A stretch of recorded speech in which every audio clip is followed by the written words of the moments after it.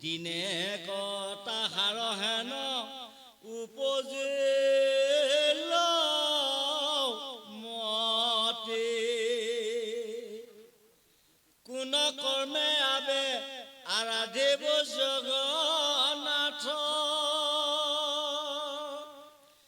এহি বুলি শাস্ত্ৰ বিচাৰিলা নাথ আগম পুৰাণ বেদ বেদান্ত যতে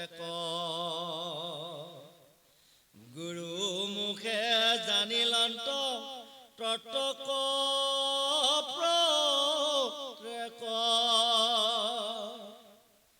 মুকুতি চায়ে লন্ত ভান্তি জ্ঞান কি মতে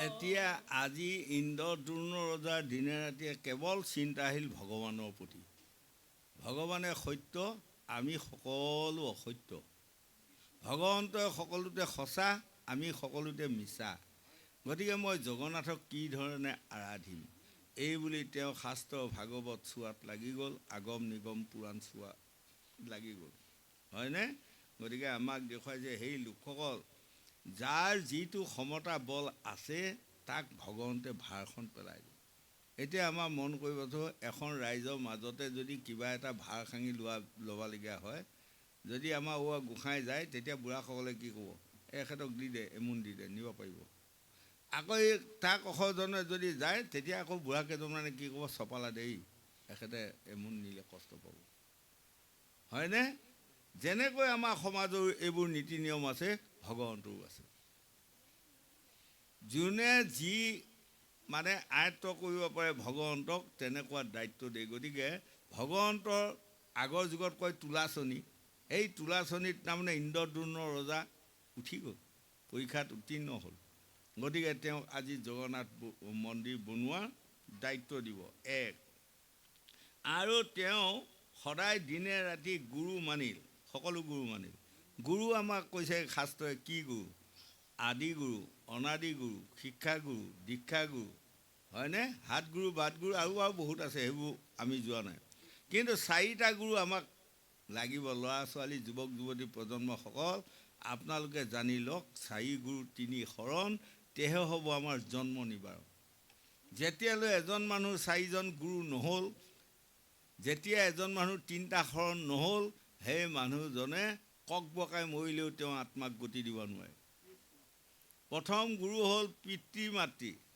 হয়নে পিতা স্বৰ্গ পিতা ধৰ্ম পিতাহি প্ৰণং তপ জননী জন্মভূমি স্বৰ্গাদপি গৰিয়ক্ষী পিতৃ মাতৃ হ'ল আদি গুৰু কাৰণ পিতৃ মাতৃয়ে যদি মোক জন্ম নিদিয়ালে হয় তুলি তালি ডাঙৰ দীঘল নকৰিলে হয় আজি এইসকল ভকত ভকতনী পাৱ ধূলি মাথাত লোৱা সুবিধাকণ পালোঁ হয়নে নাপাওঁ ক'তবা পচি থাকিলোঁ হয় তাৰ অন্ত কি আছিল গতিকে ল'ৰা ছোৱালী যুৱক যুৱতী প্ৰজন্মসকল পিতৃ মাতৃক সদায় সেৱা প্ৰাৰ্থনা কৰিবা পিতৃ মাতৃক কোনোদিনে অনাদৰ নকৰিবা পিতৃ মাতৃক যদি কোনোবাই অনাদৰ কৰে ইহকালে পৰকালে তেওঁ ক'তো কল্যাণ নাই কল্যাণ মানে ল'ৰা ছোৱালীসকলে বুজি লোৱা উচিত আমাক কিছুমানে যে কয় আমুক কল্যাণ নাই কল্যাণ শব্দটো বহুত ডাঙৰ শব্দ অনেক মানে দুখৰ কথা কৈ কৈ কৈ কৈ কৈ কৈ সকলোতে পাছত যদি কয় ইত্যাদি বুলি কয় গোটেই সোপা সামৰি ল'লেনে এই তদুপ কল্যাণ হওক তাৰমানে সকলো পিনে শান্তি পাব কল্যাণ নহওক সকলো পিনে দুখ আহিব গতিকে সাধু গুৰু বৈষ্ণৱ ভকতৰ দুখ আচৰণ কোনোদিনে নকৰিবা আজি চোৱা পৰীক্ষিত ৰজাই ইমান এজন গুণী জ্ঞানী সাধু মহন্ত হৈ যেতিয়া সৌমিক মুনি দুখ আচৰণ কৰাৰ কাৰণেই আজি তেওঁৰ পুত্ৰ সিংগী মুনিয়ে অভিশাপ দিলে 7 দিনৰ ভিতৰত তক্ষক নাগে ধ্বংস নকৰ তাক কোনোবাই বাচাব পাৰিলেনে গোসাঁইসকল গোসাঁনীসকল নোৱাৰিলে নহয়নে সেইকাৰণে শুকদেৱক গংগাৰ পাৰত পৰীক্ষিত ৰজাক এইকণ কথা কৈ গ'ল আৰু এইকণ কথাকে নমীক্ষা অৰণ্যত 100 বছৰৰ পাছত শৌনক আদি ঋষি সমস্তই সূতক সুধিছে যে গুৰুদেৱ এইকণ কথা বুজাই কওকচোন। কাৰণ যেতিয়া মানে এই পৰীক্ষিত ৰজা মাকৰ গৰ্ভত আছিল, 5মহীয়া সন্তান, তেতিয়া অশাস্ত্ৰমাই নিপাণ্ডবা কৰিম বুলি বৰ্জ অস্ত্ৰ প্ৰহাৰ কৰিলে আৰু গৰ্ভত গৈ সেই বৰ্জ অস্ত্ৰই কাটি বধ কৰিলে। কিন্তু তাকো মাখি ৰূপে প্ৰভু ভগৱন্ত উত্তৰা গৰ্ভত সোমাই গৈ গৰ্ভতে বৰ্জ অস্ত্ৰ নাশ কৰি এই মৰা 5মহীয়া সন্তানটোকো জীয়াই দিব পাৰিলে। যদি মৰা সময়ত এই পৰীক্ষিতক 5মহীয়া সন্তানটোক জীয়াই দিব পাৰিলে, এতিয়া সিংগীমুনি 5 বছৰ বয়সৰ সিংগীমুনিয়ে অভিশাপটো দিয়া সেইটোনো প্ৰভু ভগৱন্তে নাশ কৰিব নোৱাৰিলেনে? ঋষিসকল শৌনক আদি ঋষিসকলে সূতক প্ৰশ্ন কৰিছে। তেতিয়া সূতই কৈছে সেইটো তেওঁ নোৱাৰিব। কাৰণ কিয় জানা? চন্দ্ৰ সূৰ্য যিদিনাই জন্ম দিয়ালে প্ৰভু ভগৱন্তে সেইদিনাই বৈষ্ণৱ সনাতন ধৰ্মত জন্ম দিয়াইছিল। গতিকে চন্দ্ৰ সূৰ্যৰ লগত মানে বৈষ্ণৱ সনাতন ধৰ্মত জড়িত আছে, তাক না কৰিব পৰা ক্ষমতা কাৰো নাই। তাৰপিছত 5টা নীতি তেওঁ তৈয়াৰ কৰিলে: ৰাজনীতি, ধৰ্মনীতি, শিক্ষানীতি, অৰ্থনীতি, সমাজ নীতি। আৰু যদি তেওঁৱে অভিশাপৰ পৰা নিস্তাৰ কৰি পৰীক্ষিতক ৰক্ষণাবেক্ষণা দি যোৱা হয়, নীতি ভংগ হ'লে হয়। গতিকে তেওঁ সেইটো নীতি ভংগ কৰিব নোৱাৰিলে। গতিকে আমাৰ ল'ৰা ছোৱালী, যুৱক যুৱতী প্ৰজন্মসকল চোৱা, সিংগীমুনি 5 বছৰ বয়সৰ ল'ৰাটোৱে অভিশাপ দিছিলে, কিন্তু পাৰিলেনে? লক্ষ লক্ষ ৰাজা প্ৰজা পাত্ৰ মন্ত্ৰী সৈন্য সমান্তৰে 7 দিন গংগা পাৰত বেৰণ দি ৰাখিছে আৰু সকলোৱে হাতে হাতে পচা শিৰকলি লৈ অস্ত্ৰ শস্ত্ৰ লৈ সকলোৱে বেৰণ দিছে। সাপ এটা আহিলেও মাৰিব লাগিব, হয়নে? ইমান ৰক্ষণাবেক্ষণা দিয়াৰ পাছতো 7 দিনৰ দিনা যেতিয়া গংগাৰ পাৰত তক্ষক নাগ এজন বুঢ়া বামুণ হৈ গৈ গেটৰ মুখত ওলালেগৈ। 3টা দুৱৰীয়ে গেটখন ৰখি আছিল। তেতিয়া বামুণজনে কয়, পৰীক্ষিত ৰজা বোলে দেখাই শুনাই বৰ সুন্দৰ, বৰ ধুনীয়া হয় জানো? তেতিয়া দুৱৰীকেইজনে কৈছে, প্ৰজাসকলৰ ভিতৰত দেখাই শুনাই ইমান সুন্দৰ ৰজা, মুখখন চাই থাকিলে আমাৰ চাই থাকিব মন যায়। এনেকুৱা।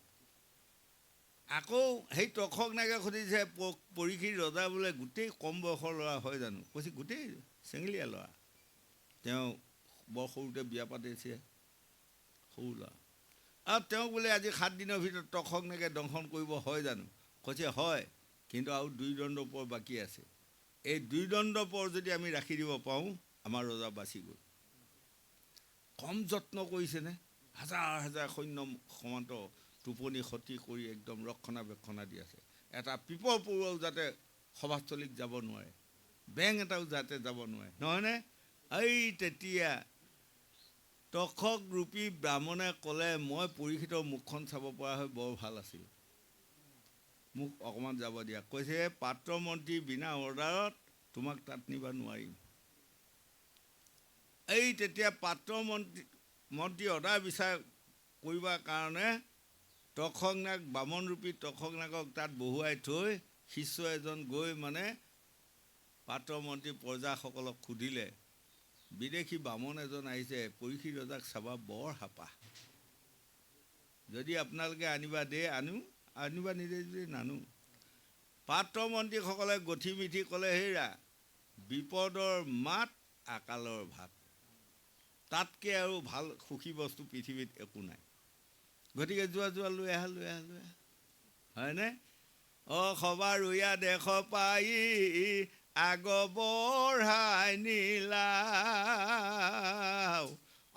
গোন্ধ পুষ্প ধূপ দীপে ঋষিক পূজিলা।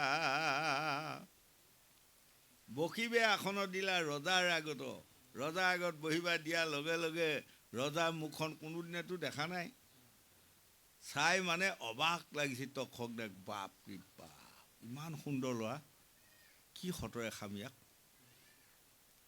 এই বুলি মানে সেই বামুণজনে কান্দি আছে।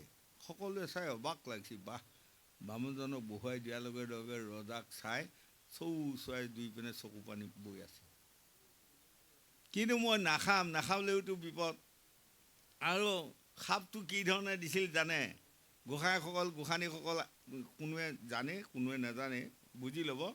শিঙিমুনিয়ে অভিশাপটো দি কৈছিল 7 দিনৰ ভিতৰত তক্ষকনেগে দংশন কৰক। যদি 7 দিনৰ ভিতৰত তক্ষকনেগে পৰীক্ষিতক দংশন নকৰে, নিজেই ভস্ম হৈ যাওক। বাপৰে বাপ! এই তেতিয়া তক্ষকনেগে ভাবিছে আৰু 2 দণ্ড বাকী আছে। যদি মই নাখাওঁ তেনেহ'লে ময়ে ভস্ম হৈ যাম। এই নিৰুপায় হৈ তেওঁ নিজেই ভাবি তৎক্ষণাতে ফুল এটা লৈ মানে কৈছে, মই মহাৰাজ, আপোনাক চাই মোক ইমান দুখ লাগিছে, ইমান মৰম লাগিছে, ঠাই নাই, ক'ব নোৱাৰিম। তথাপি মই কি দিম আপোনাক এই মৃতকৰ সময়? এই ফুলটোকে দি দিলোঁ। পৰীক্ষিত ৰজাই ফুলটো লোৱাৰ লগে লগে দেখেই 7টা ৰং দি আছে ফুলটোৱে, জিকমিকাই আছে। তেতিয়া ৰজাই পৰীক্ষিতে নিজেই জানি গ'ল, এয়াই হ'ল মোৰ ব্ৰহ্ম সাপৰ মানে মূল বস্তু, হয়নে? অকালৰ ফুলসিটো দেখি মনো মোহ, হাতে লৈ ৰজাই পাছে দিলে কজে সোঁহ। ৰজাৰ ফুলটো যেতিয়া সোঁহাৰ লগে লগে কীৰ্তৰূপে তক্ষকনাগ তথাতে আছিলা, ভয়ংকৰ মূৰ্তি ধৰি ৰজাক দংশিলা। লগে লগে হাজাৰ হাজাৰ ৰজা প্ৰজা পাত্ৰ মন্ত্ৰী হাহাকাৰ লাগি গ'ল। ওচৰত বহি আছিল শাৰদা ৰাণী অৰ্থাৎ পৰীক্ষিতৰ পত্নী। ৰাণীয়ে স্বামী বুলি যেতিয়া হাতখন মাৰি দেই, মাত্ৰ চাই অকণমান ৰাণীৰ হাতত ৰ'ল, চাই উঠি গ'ল। দেখিছেনে কিমান ভয়ংকৰ অভিশাপ? গতিকে ল'ৰা ছোৱালী, যুৱক যুৱতী প্ৰজন্মসকল, কোনেও অভিশাপত নপৰিব। অভিশাপটো এনেকুৱা বস্তু, ইহকালে পৰকালে সি কোনোদিনে শান্তি নিদিয়ে বা কল্যাণ নিদিয়ে। গতিকে আমি গুণী জ্ঞানী পণ্ডিতক দেখাৰ লগে লগে, ভকত বৈষ্ণৱ বয় বৃদ্ধ লোকসকলক, ডাঙৰসকলক দেখাৰ লগে লগে আমি মূৰটো দোৱাবা শিকক। ল'ৰা ছোৱালীসকলে হাতযোৰ কৰিবা শিকক। হাতত শ্ৰী গোবিন্দ দানয়ধিপতি, সপ্তদ্বীপে জগন্নাথ কৰে বসতি। আমাক হাতকেইখন প্ৰভু ভগৱন্তে কিয় দিলে? দান দিব দিলে। কি দান? ধন টকা পইচাৰ দান নেকি? নহয়, প্ৰণামৰ দান, হয়নে? সবাকো ডাঙৰক সন্মান কৰিবা শিকক। ল'ৰা ছোৱালীসকলে সৰুক মৰম চেনেহ আদৰ কৰিবা শিকক। তেনেহ'লে আপোনালোকৰ জীৱন সদায় সৌভাগ্যৱান সৌভাগ্যৱতী হ'ব পাৰিব বুলি শাস্ত্ৰই আমাক বুজাই আছে। গোবিন্দ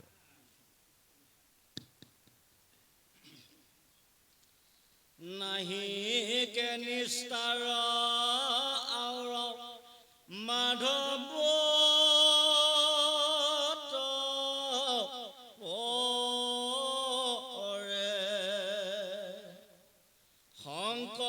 চক্ৰ গদা পদ্ম যাৰ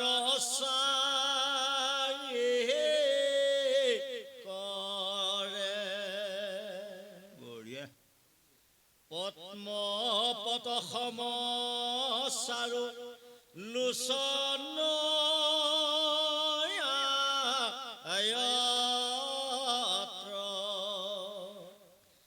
গলে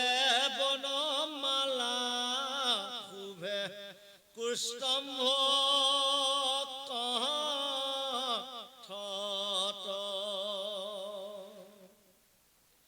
শৰীৰত কিৰীটে কৰে কংকন কেৰু,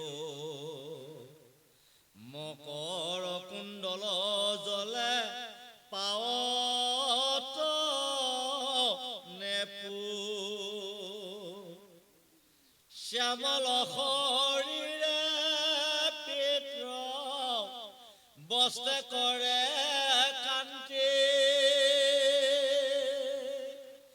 হিয়াত পকাষে আতি শিৱশ্বৰ পান্তি। এতিয়া আমাক প্ৰভু ভগৱন্তৰ ৰূপটো দৰ্শন দেখুৱালে। কি কাৰণত? মহাপুৰুষ গুৰুজনা শংকৰদেৱে আজি কীৰ্তনত প্ৰভু ভগৱন্তৰ ৰূপটো দেখুৱাইছে। ভকতসকলে এদিন শংকৰদেৱক সুধিছে, গুৰু আপুনি যে এইখনত বহুত বাৰ আপুনি প্ৰভু ভগৱন্তৰ ৰূপটো দৰ্শনৰ হেতু আপুনি লিখিলে, কাৰণটো কি? তেতিয়া মহাপুৰুষ গুৰুজনা শংকৰদেৱে কৈছে, কাৰণ মই এইকাৰণেই লিখিছোঁ, লোকসকলে ভগৱন্তৰ ৰূপটো পাহৰি যাব। নহয়নে? ন অভ্যাসং বিদা নাস্তি। এদিন আপুনি শাস্ত্ৰ ভাগৱত শুনি যদি এবছৰ 12 বছৰ নুশুনেই, যিকণ শুনিছিলে সেইকণো নাইকিয়া হৈ গুচি যাব। সংস্কৃত শ্লোকত কৈছে, ন অভ্যাসং বিদা নাস্তি। হয়নে?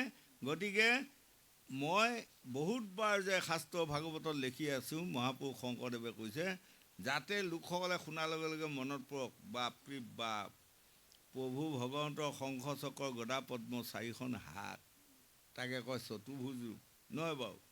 গলত বনমালা, হয়নে? আৰু কপালত অলকা পান্তি, কণ্ঠত কৌস্তুভমণি, শিৰত কিৰীটি, হাতত কংকণ, হয়, মকৰ কুণ্ডল জ্বলে পাৱত নুপুৰ, শিৰত কিৰীটি কৰে কংকণ কেউৰ, চামল শৰীৰ পীত বস্ত্ৰ কৰে কান্তি, হিয়াত প্ৰকাশে আতি শিৱৎসৰ পান্তি।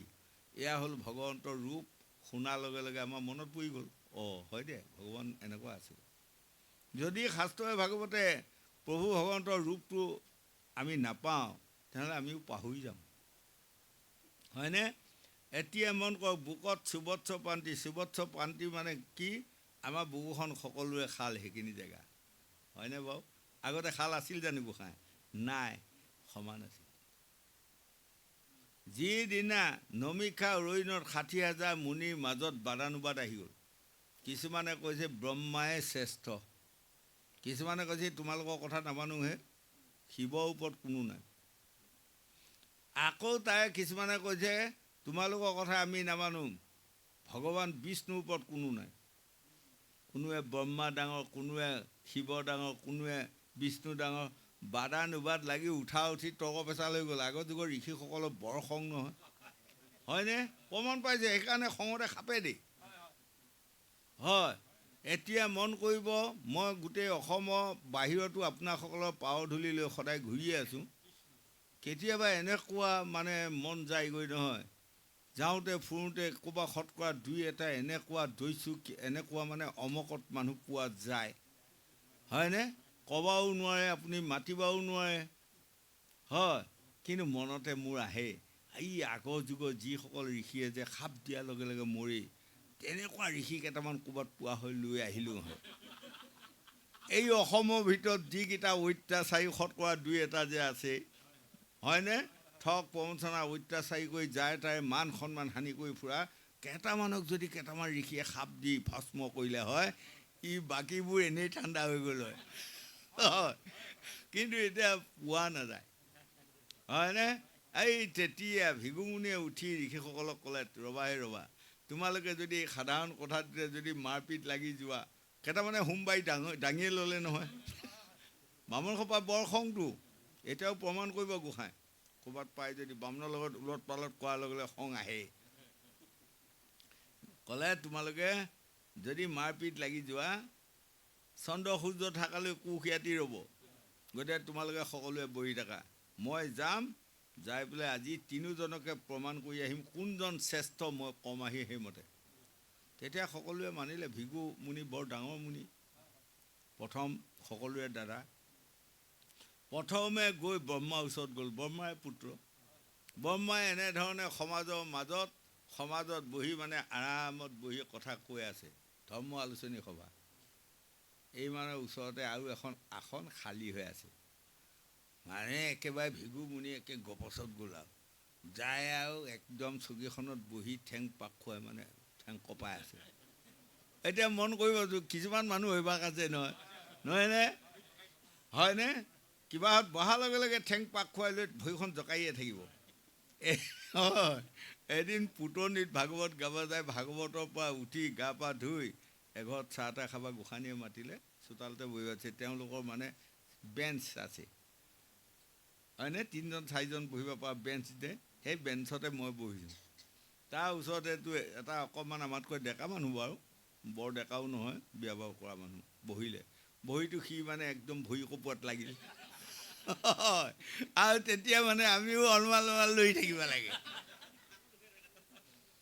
হয় এই মোৰ লগৰজন আৰু এজন যে আছিল সেইজনে মানে অশান্তি পালে আমাৰ গোসাঁইহঁতৰ নিচিনা অলপমান বয়সস্থ মানুহ সেইজনে তেতিয়া কৈছে এই ৰ'বকচোন ৰ'ব আপোনাৰ এইটো কিবা অভ্যাসে নে কিবা বেমাৰ আছে বুলি তেতিয়াই হ'ব দিয়ক বুলিয়ে কৈ পেলাই আছে এই তদুপ আজি ব্ৰহ্মাৰ ওচৰত যায় ভিগুমুনিয়ে ভৰি জকাই বহি থকা দেখি ব্ৰহ্মাৰ খং আহিল মোৰ পুত্ৰ এখন সমাজ তুমি এনেকৈও কাকো কৰা নাই সমাজকে এটা কৰা বা মোকে কৰা হয়নে নাই ইয়াক মাৰি পেলোৱাই ভাল হ'ব এই বুলি ব্ৰহ্মা কুমদকী গদাডাল লৈ যেতিয়া আহিল এই ভিগুমুনি লৰ ধুন ছিটি গ'ল গৈ শিৱলোক পালেগৈ শিৱও তেনেধৰণে ধৰ্ম আলোচনী সভাত বহি আছে আৰু ওচৰতে থকা ডাঙৰ শিল এটা মানে খালী হৈ আছে গপচত যায় শিলটোত বহিলে গৈ পেলাই কাকো মাত নাই বোল নাই একে গপচত শিৱই দেখিলে দেৱৰ দেৱ আদিদেৱ মহাদেৱ মই আৰে মোক নমস্কাৰ এটা নকৰাকৈ চোৱাহি কেনেকৈ বহিছে আহি হা ইয়াক মাৰি পেলাও ভাল হ'ব নহ'লে মোক কোনেও নামানা হ'ব এই বুলি যেতিয়া ত্ৰিশূলডাল লৈ আহিল তাৰপৰা দৌৰি গ'লগৈ নহয় হয় দৌৰি গৈ মানে বিষ্ণুৰ ওচৰ পালেগৈ বিষ্ণুৱে ধুনীয়াকৈ আৰাম কৰি শুই আছে ওপৰৰ পিনে মুখ কৰি আৰু ভৰি দুখন লখিয়াই মানে মালিচ কৰি আছে ধুনীয়াকৈ এই দুটা জেগাত লৰ মাৰি মাৰি খঙে উঠিল নহয় মুনিসোপা বৰ খং নহয় ঋষিসোপা সেইবাৰ আপোনাৰ যোৱা ভাই খঙতে মাৰ বুকতে গুৰি এটা বিষ্ণুৰ বুকতে গুৰ মাৰি দিলে গুৰ মাৰি দিয়াৰ লগে লগে বিষ্ণুৱে থাপ মাৰি ভৰিখন ধৰি মালিচ কৰিছে হাই মোৰ বুকুখন ইমান শিলৰ নিচিনা টান বামনৰ ভৰি ইমান ধুনীয়া কোমল বৰ দুখ পালে চাগে বৰ দুখ পালে এই তেতিয়া ভিগুমুনি চকু পানী দুই পিনে বৈ আছে বা ভগৱান বিষ্ণু বুকত মই ইমান ডাঙৰ গুৰি মাৰিলোঁ কিন্তু ভগৱান বিষ্ণুৱে মোৰ ভৰিখনে মালিচ কৰিব কম সহ্য গুণ ভগৱন্তৰ আছেনে হয়নে সেই লগে লগে তেওঁ আহি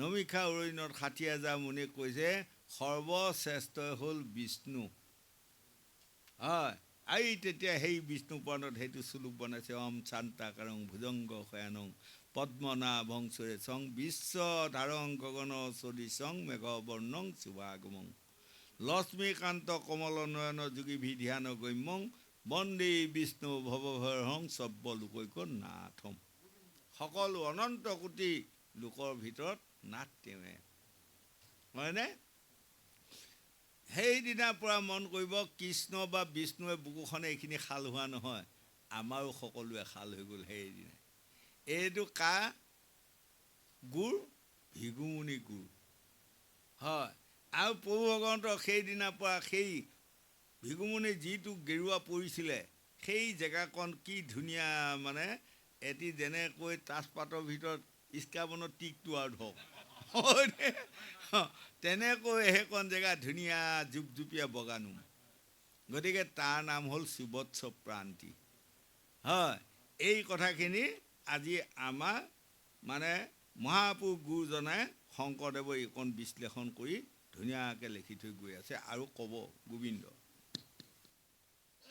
হেন মাধৱ কৰাবে আৰাধকি মতে এহি বুলি বাজ ভৈলা নগৰ হন্তে ভনিল শংকৰে কৃষ্ণ চৰণত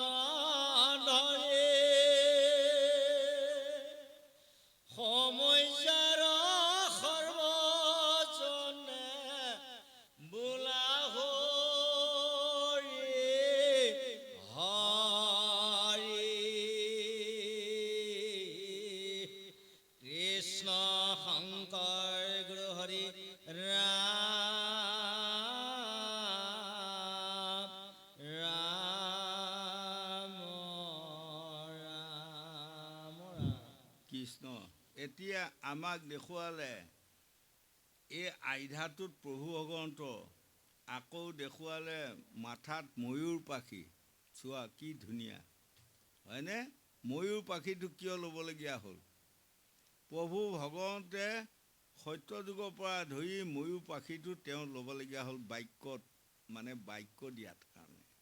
বাক্য সেইকাৰণে আমাক কৈছে পঞ্চতি বিংশতি তত্ত্ব কোনোজন নজানো আমি সীমা, নৱদাৰে ঘূৰি জীৱ আছে ফুৰি বুজিবা তাৰো মহিমা। আমাৰ প্ৰত্যেকৰে এই দেহটোৱে হ'ল এটি এটি ঘৰ, এয়াই হ'ল ঘৰটোত 9খন দৰজা, তাৰে 1 নম্বৰ দৰজাখনৰ নামে হ'ল মুখখন। হয়নে? মুখখনৰ 2টা কাম, এটা খোৱা এটা কোৱা। গতিকে বাক্য বুলি কওঁতে ব্ৰহ্ম, যেনেকৈ এই কুৰা জুই দেখিছে অকণমান জুই, ইয়াক যদি লগাই দিয়ে গোটেই পৃথিৱীখনকে নাশ কৰি পেলাব। তদু বাক্যই হ'ল আমাৰ ব্ৰহ্ম, জীৱই হ'ল ব্ৰহ্ম, জলে হ'ল ব্ৰহ্ম, তেনেকৈ এইবোৰ ব্ৰহ্ম। আমি বাক্যটো সদায় ৰাইট ৰাখিব লাগিব। বাক্য যেতিয়া বিচলিত হ'ব, তেতিয়া এজন মানুহে যিমানে ভাল কাম নকৰক তৎক্ষণাতে কি ক'ব জানে, ই আমুকে কৈ গৈছে না, সেই তাৰ কথা নুশুনিবা, সেইডাল যাকে পায় তাকে কৈ মিছলীয়া মানুহ। গাঁৱৰ ৰাইজেও বিশ্বাস নকৰা হয়, নহয়নে বাৰু? সি সঁচা কথা ক'লেও মানুহে মিছা হৈ গ'ল। গতিকে এই প্ৰভু ভগৱন্ত কৃষ্ণে নিজে দিয়া, বিষ্ণুৱে নিজে দিয়া বাক্য সত্য যুগত, বাক্য তেওঁ কোনোদিনে উলংঘন কৰা নাই। যেতিয়া সতীয়ে দেহ ত্যাগ কৰাৰ পাছত 3 তুলৈক মানে 33 কোটি দেৱতাসকলক গৈ দৈত্যসকলে হাৰাশাস্তি লগোৱাত লাগি গ'ল। তেতিয়া স্বয়ং বিষ্ণুৰ ওচৰত 33 কোটি দেৱতা গৈ শৰণাপন্ন হৈছে, আমি দৈত্যৰ অত্যাচাৰৰ পৰা বাচিব নোৱাৰোঁ, কি হ'ব এতিয়া? কৈছে এতিয়া তোমালোকে বহুত কষ্ট খাবাই লাগিব। এতিয়া শিৱই আকৌ বিয়া পাতিব লাগিব। শিৱৰ এটা ল'ৰা হ'ব লাগিব, তাৰ নাম হ'ব কাৰ্তিক। কাৰ্তিকক যেতিয়া সেনাপতি পাতি লৈ দেৱতাসকলে যুদ্ধ কৰিবা, কোনো দৈত্যই তোমালোকক পৰাজয় কৰিব নোৱাৰে। তেতিয়াতো দেৱতাসকলৰ চিন্তা আহি গ'ল। শিৱই এতিয়া সতী চিন্তাত সদায় যোগ ধ্যানতে থাকে, কাকো নামাতেও নুবুলেও। শিৱই কেতিয়া বিয়া পাতিব, কেতিয়া শিৱৰ ল'ৰা এটা হ'ব, ল'ৰাটো আকৌ ডেকা হ'ব লাগিব, ডেকা হ'লে সেনাপতি পাতিব লাগিব, সৰ্বনাশ। হয়নে? এনেধৰণৰ সেইপিনে বাৰু মই এতিয়া বন্ধ কৰিলোঁ, নাযাওঁ, আকৌ যাওঁ কেতিয়াবা। হয়, এনেধৰণে যাওঁতে যাওঁতে যেনিবা সদৌ শেষত পাৰ্বতীক বিয়া কৰোৱাৰ পাছত কাৰ্তিক জন্ম হ'ল।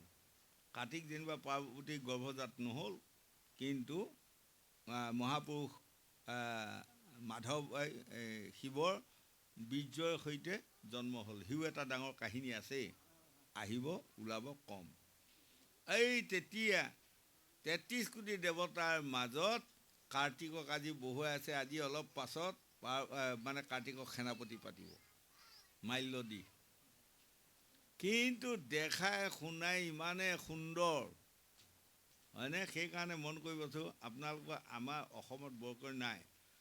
আপোনালোকে বোম্বাইত যাওক, কাশী যাওক, বৃন্দাবন যাওক, মথুৰা যাওক, গোকুল যাওক, এইবোৰত যিবোৰ মানুহ আছে, বেংগলী মানুহ বা আমাৰ বেলেগ মানুহ, সেইসকলৰ আইসকল গৰ্ভৱতী হ'লে ধুমাধুম কাৰ্তিক পূজা কৰে। তাৰমানে কাৰ্তিকক যদি পূজা কৰে, আপোনাৰ গৰ্ভত হোৱা ল'ৰাই হওক ছোৱালীয়ে হওক, অন্তত দেখাই শুনাই খুব সুন্দৰ হয়। তেতিয়া পাৰ্বতীয়ে কাৰ্তিকৰ মুখখন চাই চাই চাই চাই পাৰ্বতী কামত পগলা হৈ গ'ল।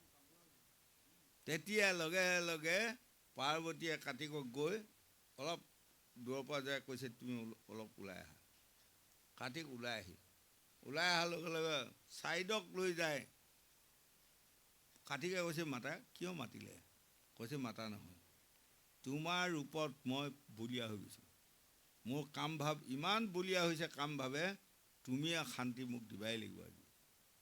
তেতিয়া কাৰ্তিকে কৈছে, হে মাতৃ, আপুনি দেখ মোৰ মাতৃ, আপোনাক যদি মই কামভাৱে শান্তি দিওঁ, তেনেহ'লে মই ইহকালে পৰকালে পচি পচি মৰিব লাগিব, ৰেহাই মোৰ নাই।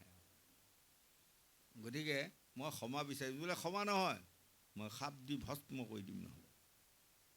যেতিয়া নিৰুপায় হৈ তেতিয়া কাৰ্তিকে পাৰ্বতীক ক'লে, তেনেহ'লে এটা কথা, এনে এটা জেগাত আপুনি নিব লাগিব মোক, যাতে এটা চৰাই চিকটি মাত বোলো ক'তো নহয়, তেনে এটা জেগাত লৈ বলক, তোমাৰ যিমান মনৰ বাঞ্ছা মই আজি পূৰ্ণ কৰিম। এই তেতিয়া হিমালয়গিৰি পৰ্বতৰ গুহালৈ লৈ গ'ল। লৈ যোৱাৰ লগে লগেই মানে দেৱঋষি নাৰদে গৈ প্ৰভু ভগৱন্ত বিষ্ণুক কৈছে, প্ৰভু সৰ্বনাশ হ'ল কথা। বোলে কি হ'ল? পাৰ্বতীয়ে চলনা কৰি কাটিকক এনেধৰণে লৈ গ'ল। যদি তেওঁ আজি মাতৃহৰণ পাপত পৰি ইহকালে পৰকালে তিনি তুলৈকো নাশ আৰু ৩৩ কোটি দেৱতাও আজি মানে চব নাশ হ'ব আৰু কাম নাই। এতিয়া কিবা এটা উপায় কৰক। তেতিয়া কি উপায় কৰিম বুলি বিষ্ণুৱে খাওঁতকৈ মানে ময়ূৰ চৰাইটোক ক'লে, তুমি একদম যোৱা, যাই এই সময়ত যদি ডাক দিয়া, কাটিকেতো এটা কথা কৈছে, কোনো চৰাই চিৰিকটি মাত এটা শুনিব নালাগিব, তেতিয়াহে মই এই কামত আগবাঢ়িম। গতিকে তুমি বন্ধ কৰি দিয়াগৈ। লগে লগে ময়ূৰ চৰাই গৈ যেতিয়া কৰ কৰ কৈ মাত দিয়াৰ লগে লগে কাটিকে কৈছে, সেই মাতৃ, মই কোৱাটো আপুনিও মানি ল'লে হয়, গতিকে এতিয়া মই ইমানতে মই বিদায়। তেতিয়া লগে লগে দুৰ্গা দেৱী পাৰ্বতীয়ে দুৰ্গাৰ মূৰ্তি লৈ মানে ময়ূৰ চৰাইটোক অভিশাপ দিলে, যেনেকৈ মই পুৰুষৰ লগত আজি প্ৰেমলীলা কৰাৰ পৰা তুমি বঞ্চিত কৰিলা, তোমালোকে কোনো দিনে স্বামী ভজিবা নোপোৱা, তোমালোকৰ গোটেই বংশটো অভিশাপ দিলে। এই তেতিয়া ময়ূৰ চৰাইটো আহি স্বয়ং বিষ্ণু পাৱত পৰি চৰণত পৰি ডগৰি কান্দিছে, কি হ'ল মোৰ এতিয়া চাওক, এতিয়া মোৰ বংশটোৱে কোনোদিনে নাৰী পুৰুষৰ লগ্ন হ'ব নোৱাৰিব, তেনেহ'লে মোৰ বংশ ক'ত হ'ব? মোৰ গতিটো কি হ'ল? আপোনাৰ বাক্য পালন কৰিব যাওঁতেই মোৰ আজি এইটো গতি হ'ল। এই তেতিয়া স্বয়ং বিষ্ণুৱে লগে লগে ময়ূৰ চৰাইটোৰ দুখ দেখি তেওঁৰ ফিচাৰ এডাল লোম সলকাই লৈ মাথাত মাৰি কৈছে, মই আজি বাক্য দিলোঁ, আজিৰ পৰা তোমাৰ কটি লোম মোৰ মাথাত থাকিব, তুমি মোৰ বাক্য ৰাখিলা। আৰু মই তোমাক আজিৰ পৰা বৰ দিলোঁ, পাৰ্বতী সাপটো নাশ কৰিব পৰা ক্ষমতা নাই, গতিকে তোমালোকৰ নাৰী ময়ূৰবোৰ যেতিয়া গৰম হ'ব সেইবোৰে মাটিত ঘূৰি থাকিব, আৰু তাৰ এহাত আন্তৰত মতা ময়ূৰবোৰে চালি লৈ বীৰ্য দান কৰিব, সেই বীৰ্য মানে মাইকী ময়ূৰসকলে খাব, খাই কণী পাৰিব, বংশ বৃদ্ধি হ'ব যোৱা, হয়নে? গতিকে এয়াই হ'ল ময়ূৰ চৰাই। গতিকে আমাক কয়, প্ৰভু ভগৱন্তৰ ইমান সুন্দৰ ৰূপ এটা পাছত কিছুমানে প্ৰশ্ন কৰে নহয়, আকৌ ময়ূৰ পাখি এডালনো কিয় সানি লৈ ফুৰিব লাগে, হয়নে নহয়? কাৰণৰ তাৰণো আছে। গতিকে ভগৱন্তে যেতিয়া বাক্য দিলে, তেওঁ দুৱাপৰ যুগলৈও তেওঁ ময়ূৰ চৰাইৰ পাখিটো পিন্ধিয়ে ফুৰে, হয়নে বাৰু? আকৌ তাৰ পাছত দেখুৱাইছে অলকাপান্তি। অলকাপান্তি মানে কি? প্ৰভু ভগৱন্তৰ বিষ্ণুৰ এইপিনে দুকচি চুলি আছিলে, ধুনীয়া কেঁকৰা কেঁকুৰি, দেখিলেই মানে সেইকেইডাল দেখাৰ লগে লগে প্ৰভু ভগৱন্তৰ ৰূপটোৱে আমাক কিনি লৈ যায়, আকৰ্ষণ কৰে, হয়নে? সেইকাৰণে এতিয়া আজি মন কৰিবচোন, মই বহুত অসমতে মই পাই ফুৰিছোঁ, ছোৱালী হওক বোৱাৰীসকলে হওক, কি হৈছে সেইয়া জানিবলৈ নেকি চবেই দুকচি চুলি ৰাখে দেই, কেইডালমান চুলি ৰাখিবই আৰু, হয়নে নহয়? মন কৰিব, হয়নে? তাই যেনিবা কিছুমানে কমকৈ ৰাখে ধুনীয়া, কিছুমানে অলপমান বেছিকৈ ৰাখিব, কথা ক'ব আৰু মাৰি দিব, কথা ক'ব আৰু মাৰি দিব, হয়নে? হয় বাৰু, ৰাখক ছোৱালী বোৱাৰীসকলে, আমি বেয়া নাপাওঁ, কিন্তু আপোনাসকলে সদায় মানে শহুৰ শাহুৰক সেৱা প্ৰাৰ্থনা আদৰ সন্মান মৰম চেনেহ কৰিবা। স্বামীসকলক আদৰ সন্মান মৰম চেনেহ কৰি গৃহখন যদি শান্তিৰে পৰিচালনা কৰিয়েই, তেনেহ'লে আপোনালোকে ইহকালে পৰকালে সৌভাগ্যৱতী হ'ব পাৰিব। এগৰাকী নাৰীৰ ক্ষমতা ক'ত? গৃহখন পৰিচালনা কৰাত, হয়নে? যিগৰাকী নাৰীয়ে 10 মিনিট ঘৰত ভালদৰে নাথাকে, ঘৰে ঘৰে ঘূৰি ফুৰে, সেইগৰাকীয়ে নিজৰ ঘৰখন ভালদৰে বান্ধি ৰাখিব পাৰিবনে? নোৱাৰে। গতিকে গৃহলক্ষ্মীৰ পৰা তেওঁ চাৰি যায়, চবেই নাযায়, হয়। গতিকে এগৰাকী আই মাতৃক গৃহিণী বুলি কোৱাই নহয়, শাস্ত্ৰই কৈছে গৃহলক্ষ্মী। গতিকে এই গৃহলক্ষ্মীৰ ওপৰত, গৰাকীৰ ওপৰত কিমানৰ আশ দেখিছে? নিজৰ স্বামীৰো আশ, কিবা এটা দিব খাম, ল'ৰাটোৰো আশ, মায়ে কিবা এটা দিব খাম, জীয়েকৰো আশ, মায়ে কিবা এটা দিব খাম। চাওক সেইগৰাকী মানুহৰ ওচৰত কিমানৰ আশা আছে। আৰু শহু শাহু আছে যদি সিহঁতেও বাট চাই থাকে, দেও আই চাহ একাপ কেতিয়া আনো, হয়নে? গতিকে এয়া হ'ল নাৰী ধৰ্ম। স্বামী লৈ নাৰী পাতে সোণৰ সংসাৰ, স্বামী নহ'লে নাৰী দিনতে আন্ধাৰ। গতিকে আমাৰ আই মাতৃসকল, ছোৱালী বোৱাৰীসকলে এইকণ কথা বুজি লৈ যদি আপোনালোকে গৃহ সুপৰিচালিত কৰিব পাৰে, ইহকালে পৰকালে আপোনাসকলে সৌভাগ্যৱতী হ'ব পাৰিব বুলি গংগাৰ পাৰত শুকদেৱে পৰীক্ষিত ৰজাক এইকণ কথা বুজাই গৈ আছে। গোবিন্দ।